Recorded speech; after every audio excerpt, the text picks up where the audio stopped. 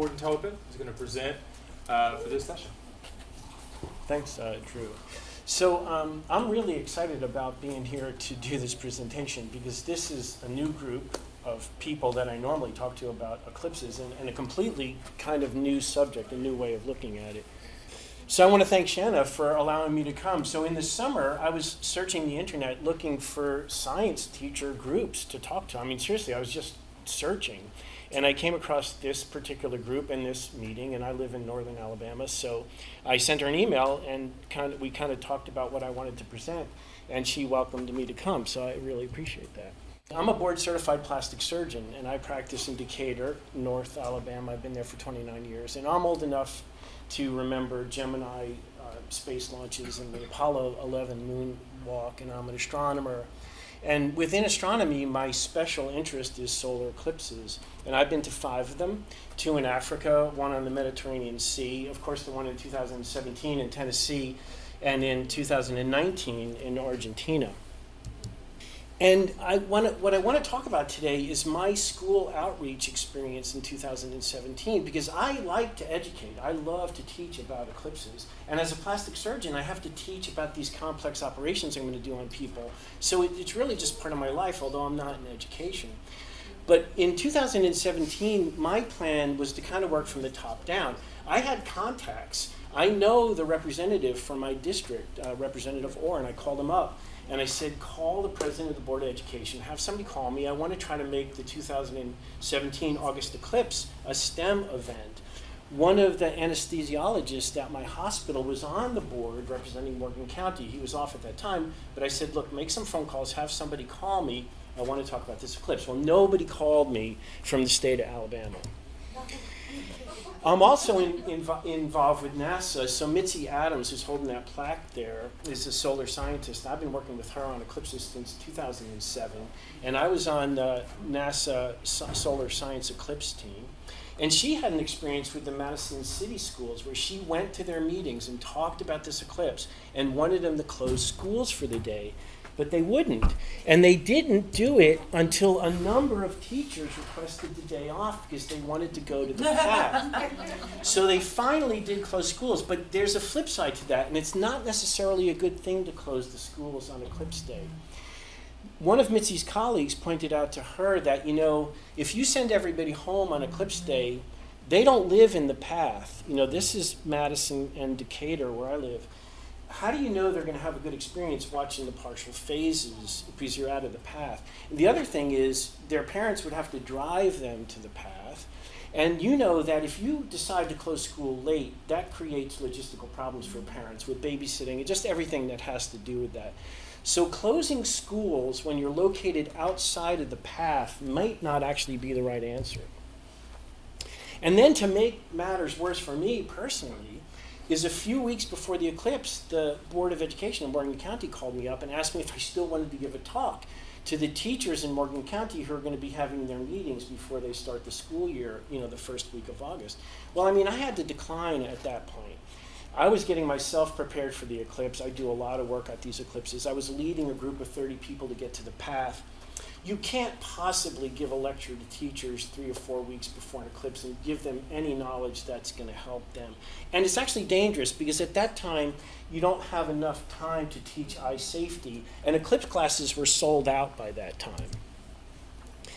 So my suggestions for 2024 are this, based on my experience with 2017.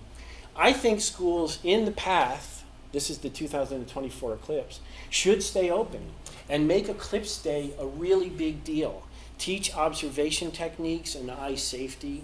Cancel classes during the eclipse so everybody can enjoy it and get outside. Order enough solar eclipse classes for the school well in advance of the eclipse, and we'll talk about that in a minute. Make sure you get everybody outside for totality. Schools outside of the path, but relatively close, let's say within 50 miles, they should probably close. But you have to give the parents months of notice in advance so they know why you're closing that day. Send home information about the eclipse with the students to the parents and encourage them to travel to the path. Teach the students observation techniques and safety, and hopefully all of those those people will get to the path. I think schools outside of the path, greater than 50 miles, should probably stay open, keep the kids in school, and safely observe the partial phases outside of the path. However, if they want to travel to the path with their parents, they should have an excused absence. These two websites are the Google Map Eclipse interactive websites, where you can click anywhere on this map and find out what's happening at the eclipse for that position, including what we call the local circumstances if you're in the path, the contact times, and the totality duration. Now, to effectively use the 2024 eclipse to inspire a STEM curriculum, you have to realize that an eclipse is not just the fact that there's an eclipse going on and there's going to be a totality. The paths for other directions of education are many, and we're going to talk about that later. You can talk about math, astronomy, thermodynamics, weather, the physics of light, the visual system biology, data acquisition, photography, exposures, planning, logistics, everything about getting ready for an eclipse and enjoying an eclipse. And based on my experience in 2017, my conclusion is this: if 2024 is going to be a successful eclipse for STEM inspiration, it is going to require a lot of work from the bottom up, not the top down. Individual science teachers are going to have to take the lead. They are the people who have to be well prepared to make it a successful day. The local administrations and the state administrations have other responsibilities to consider. They have other priorities and other logistics, and they're not going to help. Now, school systems are always concerned about eye safety and looking at the sun. And of course, that's rightly so. But it's actually quite simple. It's not mysterious. This is where you wear solar glasses. Anytime it's bright through the partial phases up to totality, you protect your eyes and your gear. During totality, you can take your glasses off. The corona is 1,000,000 times less bright than the sun without filtering, so you can look at the corona with your eyes. It's beautiful to see. When it gets bright again, you put your glasses on. It's not that mysterious. If you're using any magnifying devices like binoculars, cameras, or telescopes, like we were doing outside before, you always put the solar filters on the front of the optics. You want to block the energy before it gets into the optical system. Now, both of my parents were high school teachers.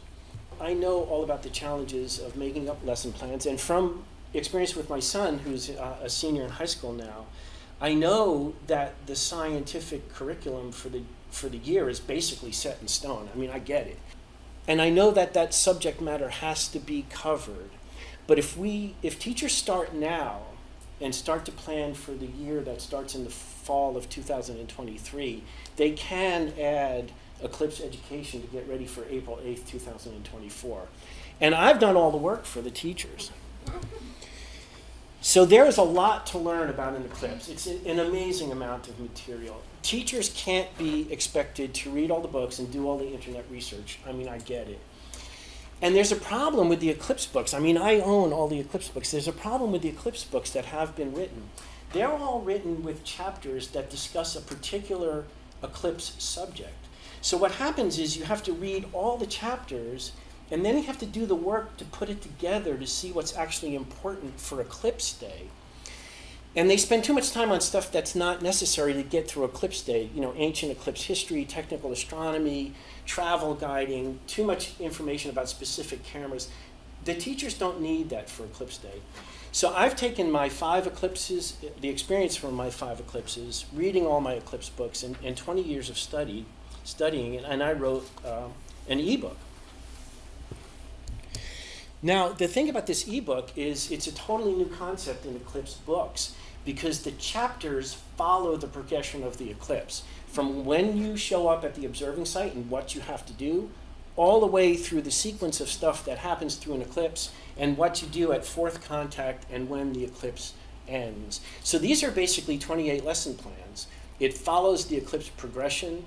The chapters coalesce the information. You don't have to jump around to look for what you need about the astronomy, the science, the observation, the photography. It's all in the chapter, that is in the progression of the eclipse.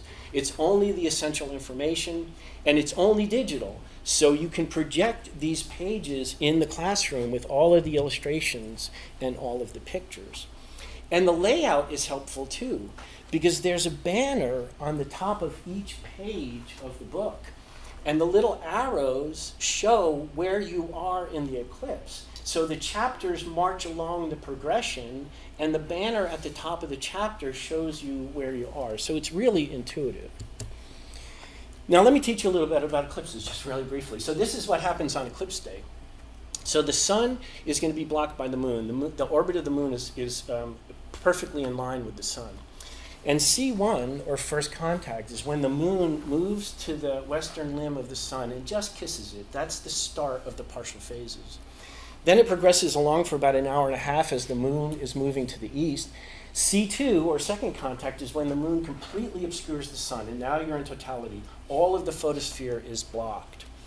C3 is when the moon moves off the sun on the other side, and now the opposite limb of the sun pokes through and it gets bright again. That's third contact. And fourth contact, or C4, is when the moon moves completely off the edge of the sun on the other side and the total eclipse is over. So those interactive maps that I showed you will give you your contact times, they'll give you your totality duration, they'll give you the compass directions of where this is happening on the compass horizon, and the altitude in the sky where the altitude is going to happen. The only thing you have to do manually, and I teach it in my book, is how to understand which direction the shadow of the moon is going to approach you and which direction it's going to leave you. Now, the 2024 eclipse is a really big deal because people who saw 2017 are going to want to see another one, so they're going to get to 224. People who missed 17 heard about what they missed, so they're going to want to get to 24. 24 will have more hype. It crosses many more major metropolitan areas. Millions of people live in the path or very close to the path, much more than in 2017. And this is a relatively long eclipse. It's over 4 minutes halfway through the path. So to mid-Indiana, this is still a 4-minute totality duration. So it's a really big deal. The maximum eclipse duration in 2017 was 2 minutes and 40 seconds in Kentucky. So a 4-minute eclipse that you don't have to travel to internationally is a really big deal. So now I want to try to play this movie. So this is an eclipse. This is in 2019 in Argentina. 5, 4, 3, 2, 1.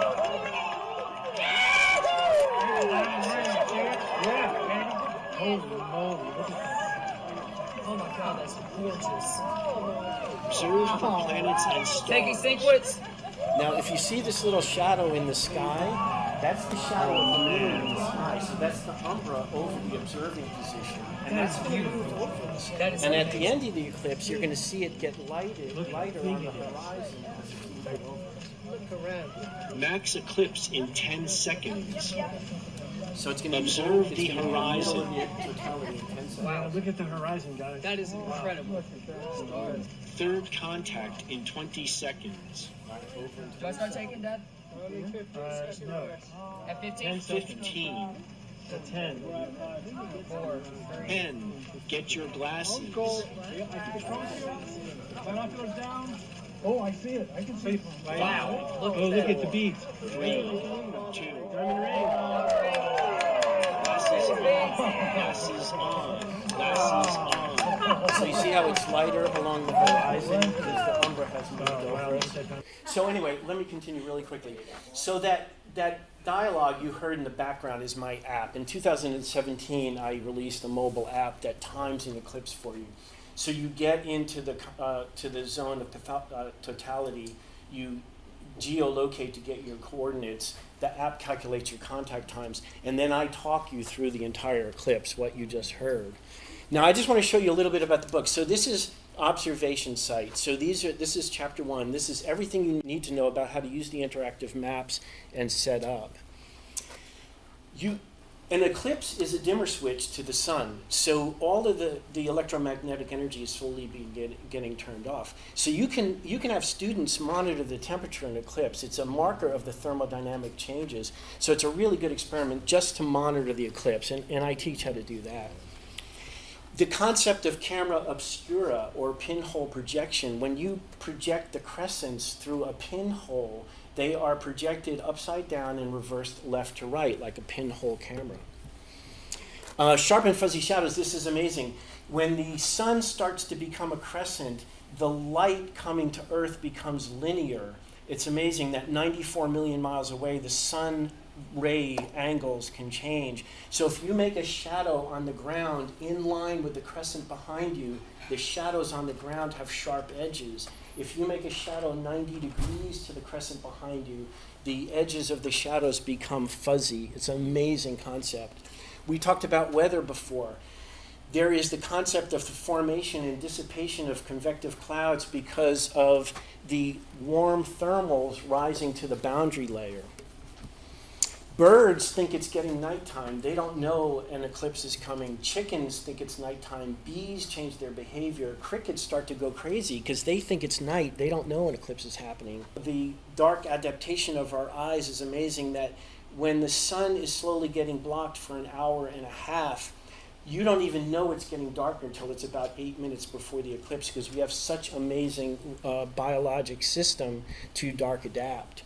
Shadow bands are a concept where you can teach about refraction, when the small slit of the sun is coming through the atmosphere and makes ripples on the ground. You can talk about solar physics, solar wind. During an eclipse, the daytime sky turns to the nighttime sky, so planets and stars that wouldn't be visible because of the brilliant sun can be seen.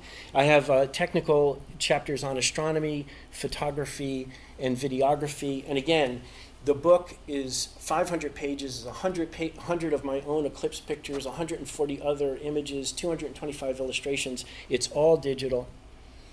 And I have the tools for the teachers for 2024. Between this book and the app, you can't fail. Every high school teacher and college teacher should start preparing now. The big thing is getting eclipse glasses. So I have this information here.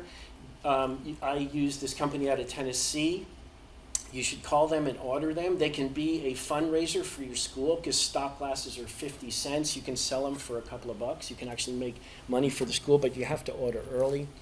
I'm going to put this talk on the internet on my YouTube channel, which is called Solar Eclipse Timer. So I will send the link to Shanna when it's up next week. And I would ask you to share it with other educators around the country. And that's it. I appreciate the opportunity, Shanna. Thank you.